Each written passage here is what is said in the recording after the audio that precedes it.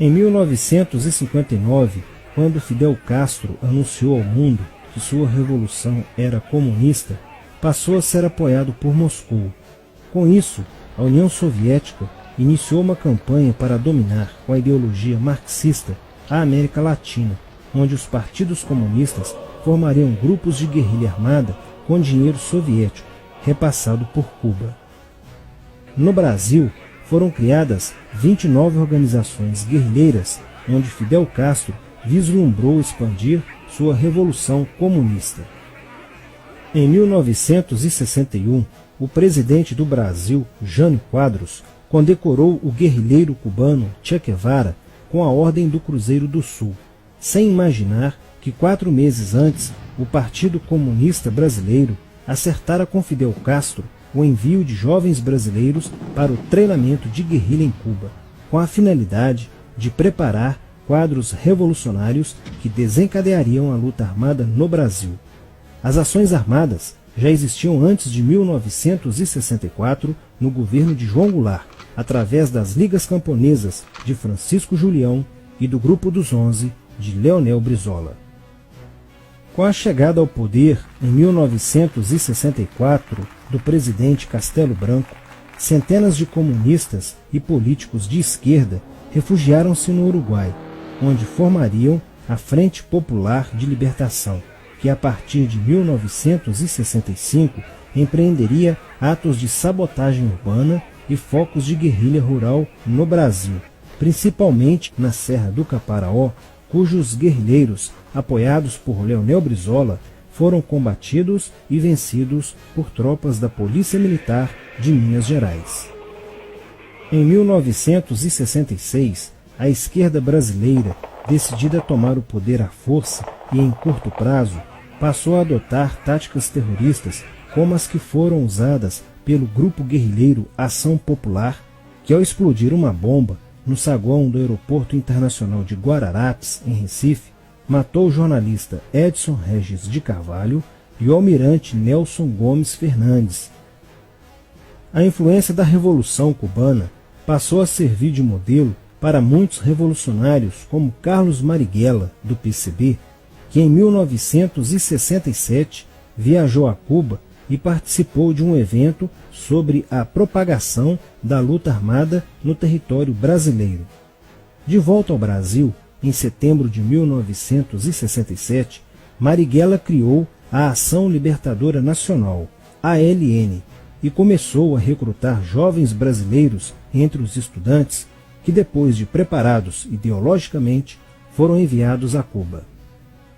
Em 1968, com a chegada ao Brasil do primeiro contingente da ALN de guerrilheiros formados em Cuba, entrou em cena Carlos Lamarca, capitão do Exército e militante da Vanguarda Popular Revolucionária, VPR, que se uniu a Marighella e em janeiro de 1969 explodiu 50 quilos de dinamite no QG do 2º Exército, matando na explosão o soldado do Exército Mário Cosel Filho e ferindo 6 militares. E ainda, na cidade de São Paulo, os guerrilheiros avançaram com um veículo roubado e abordaram o capitão Chandler, do Exército dos Estados Unidos, que se encontrava no interior de um automóvel quando saía de sua residência. Chandler foi morto por uma rajada de metralhadora em frente da esposa e do filho de 9 anos. O Comando de Libertação Nacional, Colina, criado em Belo Horizonte no ano de 1968, executou na capital mineira vários assaltos a agências bancárias e atentados à bomba. Os guerrilheiros se reuniam durante as sessões de cinema no Cine Caiaca, localizado na área central de Belo Horizonte, para planejarem as ações de terror e guerrilha. A situação estava ficando caótica no país. Os guerrilheiros praticavam atentados à bomba nas grandes cidades, matando e ferindo vários inocentes, aumentando a insegurança e o medo da população, que passou a exigir ações imediatas do governo brasileiro para acabar com a violência praticada pela guerrilha. Atendendo ao clamor público para combater o terrorismo e a guerrilha com mais rigor, o presidente Costa e Silva editou o Ato Institucional número 5, AI-5, que previa o exílio e punições mais severas aos autores de atos de guerrilha terrorista praticados contra a população brasileira. Em desafio à nova medida do governo de proteção à sociedade, Carlos Marighella, em 1969, lançou o seu mini-manual do guerrilheiro urbano. Neste mesmo ano, só no Rio de Janeiro, a ALN, para aumentar os seus recursos financeiros, praticou 30 assaltos, sendo a maioria deles contra as agências bancárias. E ainda, em 1969, a ALN, juntamente com o movimento revolucionário 8 de outubro, o MR8, sequestrou o embaixador dos Estados Unidos, Charles Burke. O sequestro foi sugerido pelo guerrilheiro Franklin Martins. Os guerrilheiros exigiram a libertação de 15 presos políticos, dentre os quais se encontrava José Dirceu. A exigência foi prontamente atendida pelo governo militar. A ALN estava prestes a sofrer um grande golpe quando Marighella começou a cair. Após a prisão de um militante de sua organização, no dia 1º de outubro de 1969. Os dados fornecidos pelo militante da ALN preso coincidiram com informações prestadas por outro militante da VPR, que também denunciou o envolvimento de vários religiosos com grupos de guerrilha, entre eles Frei Beto. Quando Frei Fernando e Frei Ivo, também envolvidos com os grupos guerrilheiros, foram presos e logo após interrogados, os religiosos entregaram o ponto de contato de Carlos Marighella, na cidade de São Paulo. No dia 4 de novembro de 1969, o ponto foi cercado pela polícia, onde Marighella, percebendo o cerco, reagiu e foi morto. Depois da morte de Marighella, centenas de guerrilheiros foram presos e mais de 300 armas apreendidas. 2 sequestros de diplomatas, o embaixador alemão Enfried von Hollemer e o cônsul japonês Nobuo Okushi, foram feitos às pressas, para libertar os guerrilheiros que continuavam presos. Inspirados no marxismo cultural, vários militantes da esquerda brasileira iniciaram a estruturação de uma organização que se infiltrou nas faculdades brasileiras, bem como no meio artístico e cultural, e principalmente nas edições de jornais, setores estes com grande poder de influência sobre a formação da opinião popular. Durante as manifestações, vários militantes comunistas, usando armas de fogo, eram infiltrados no movimento estudantil e disparavam contra os manifestantes, na intenção de colocar a opinião pública contra o regime militar. Com a morte de Marighella, Lamarca havia assumido a posição de líder mítico, que sustentava a esperança na vitória comunista. Em 1970, quando o embaixador suíço Giovanni Butcher foi sequestrado, o governo se recusou a soltar os presos da lista apresentada pelos guerrilheiros. Depois de 40 dias de sequestro, os guerrilheiros quiseram matar o embaixador suíço. Porém, o governo militar cedeu e as exigências dos guerrilheiros sequestradores foram atendidas, preservando a vida do diplomata. Na cidade de São Paulo, o cerco sobre a vanguarda popular revolucionária, liderada por Carlos Lamarca, estava se fechando. Isso fez com que Lamarca fugisse para o Vale da Ribeira e montasse um campo de treinamento para a guerrilha. Na tentativa de descobrir este campo, tropas da Polícia Militar do estado de São Paulo foram deslocadas para a região.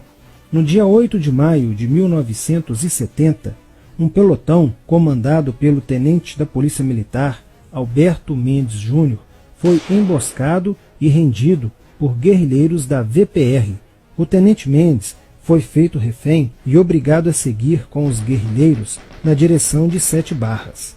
Depois de um dia e meio andando pela mata, Lamarca formou um tribunal revolucionário e decidiu matar o tenente Mendes, que teve o crânio esmagado por coronhadas de fuzil desferidas pelos guerrilheiros Diógenes e Fujimori. Apesar do cerco, Lamarca conseguiu escapar e em 1971 chegou ao sertão da Bahia. Depoimentos de guerrilheiros presos em Salvador levaram o exército ao esconderijo de Lamarca, que, estando armado de metralhadora, reagiu à prisão e foi morto. Após a morte de Lamarca, o número de militantes presos era bem maior que o número de guerrilheiros em ação no Brasil. Os guerrilheiros, percebendo que o cerco estava se fechando, passaram a sequestrar aviões comerciais e obrigar o piloto a desviar para outro país, onde pudessem se exilar. 4 desses aviões foram desviados para Cuba. Os guerrilheiros comunistas estavam perdendo a guerra. Os militantes que abandonavam as armas eram acusados de traição nos tribunais vermelhos e executados pelos próprios companheiros, em atos de justiçamento. Já no início de 1971, o PCdoB conduzia o trabalho de campo na região do Araguaia, na divisa entre os estados de Goiás, Pará e Maranhão, com a missão de implantar um núcleo guerrilheiro que tinha por objetivo fomentar uma revolução socialista, onde centenas de guerrilheiros já haviam se estabelecido há pelo menos 6 anos. No início de abril de 1972, o presidente Médici enviou à região do Araguaia equipes especializadas em inteligência que, da busca do conhecimento sobre a atividade clandestina, logo efetuaram as primeiras prisões, entre elas a de José Genuíno, primeiro guerrilheiro preso no Araguaia. Logo após, o exército sofreu as suas primeiras baixas, ao ter um grupamento emboscado por elementos liderados por Oswaldo Orlando da Costa, conhecido por Oswaldão. Isso fez com que o exército passasse a empregar tropas convencionais que cercaram toda a região do Araguaia. Com a derrota cada vez mais próxima e com o total abandono logístico do PCdoB, ao qual os guerrilheiros foram relegados, sem armas, comida e remédios, vários militantes da guerrilha, encurralados, quiseram se entregar, mas foram mortos pelos próprios companheiros em atos de justiçamento. Após a morte de Oswaldão e o desmantelamento do comando militar da guerrilha, o cerco do exército se fechou sobre os rebeldes e vários guerrilheiros foram presos. Assim terminava o sonho da esquerda brasileira de transformar o Brasil em uma ditadura comunista. Mas a esquerda brasileira não desistiria de conquistar o poder e retornaria mais tarde com uma tática mais eficiente que a luta armada: o marxismo cultural.